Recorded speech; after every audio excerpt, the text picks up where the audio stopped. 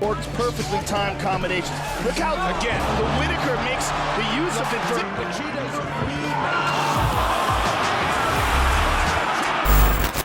MMA is the most versatile combat sport, where these four martial arts emerge as the most effective styles or streams.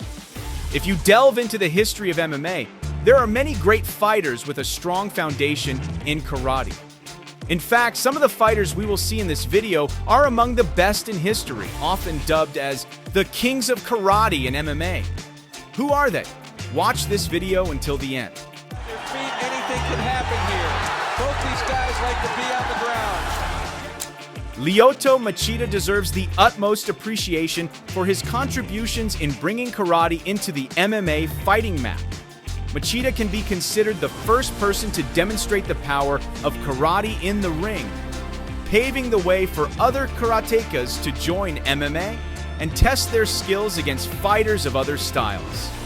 Machida is the son of a Shodokan karate master named Yoshizo Machida. Under his father's guidance, Machida began training in karate at the age of 3. Impressively, within just 10 years, Machida achieved a black belt before deciding to train in Brazilian Jiu-Jitsu.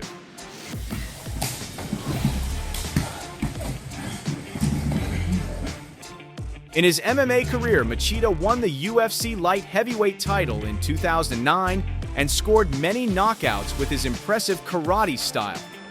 One of the most spectacular was when he faced Randy Couture at UFC 129 in Toronto, where Machida used a kick reminiscent of the one in the Karate Kid movie to knock Couture out instantly.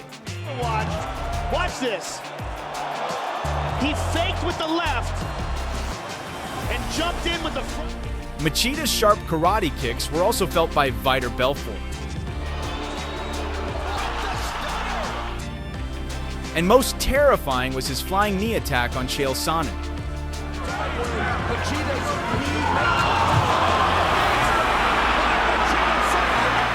These highlighted finishes solidify Machida's reputation as a true karate martial arts expert in the world of MMA.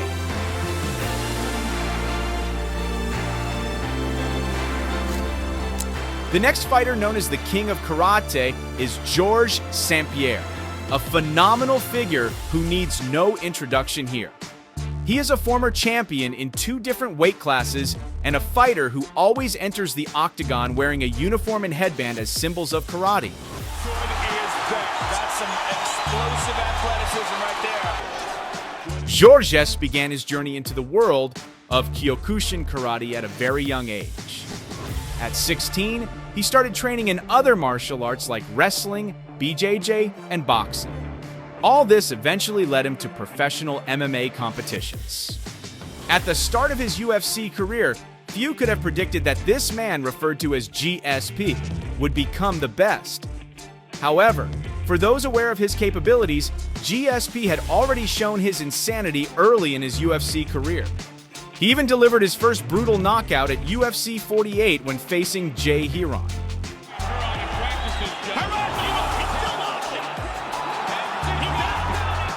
GSP also surprised many when he handed Matt Hughes his first loss in Hughes' professional MMA career.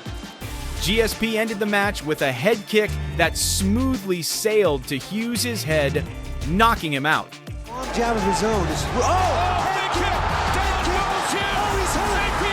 Georges St-Pierre was then crowned the UFC welterweight champion for the first time and received the Knockout of the Night award.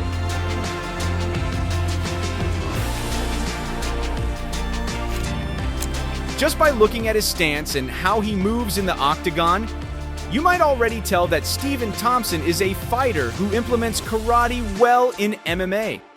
In the octagon, Thompson is like a cat. He never stays in one place for more than 2 seconds, and when he decides to attack, it all happens in the blink of an eye. He has incredibly fast kicks and very precise boxing skills. Plus, he has the stamina to fight for 10 rounds if needed. In other words, he is an opponent who can be a nightmare for anyone. Higher level of talent Oh, my, just like that. How good. Next, we move on to Chuck Liddell. At the age of 12, Liddell began studying Koei-kan karate, and he didn't stop until he achieved a black belt.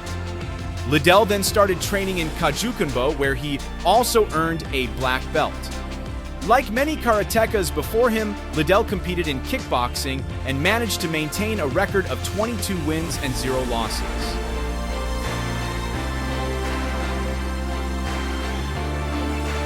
Then he switched to MMA and made his professional debut at UFC 17. Over a decade, he won the 205-pound title and defended it 4 times, along with several fierce knockout victories. For example, when he tore open Ortiz's forehead with a flurry of punches. Tito covers up. Chuck continues to tee up. Combination. Uppercut. Or when Liddell knocked down opponents with his incredible combination of hand and leg strength like this.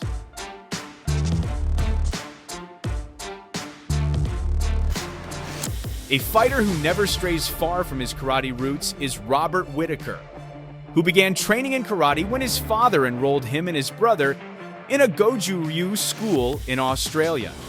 He received a black belt after 8 years of training before moving on to train in Hapkido and then MMA. Besides karate, he also holds black belts in Hapkido and Brazilian Jiu-Jitsu.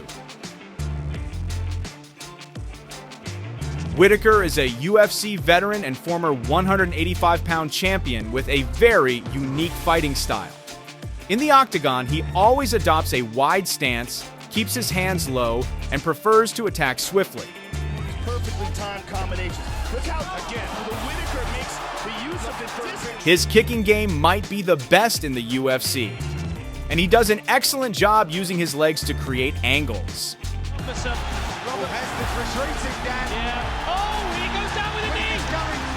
Throughout his career, he has left nothing but devastation in nearly every fight he has participated in, earning him a great deal of love and respect from fans.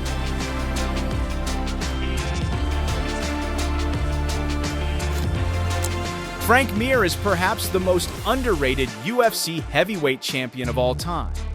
Most MMA fans know him as an excellent grappler who has submitted some of the best grapplers like Antonio Minotauro Nogueira. Can he get the submission? He's got it! Moreover, Mir also possesses excellent striking abilities and has scored more than a few terrifying KOs in his career. Mir's parents once owned a Kempo school in the United States, where Mir began his martial arts journey. After earning a black belt as a teenager, his coach convinced him to start wrestling in high school, leading him to win a state championship. Later, he began training in BJJ and once again succeeded in earning a black belt.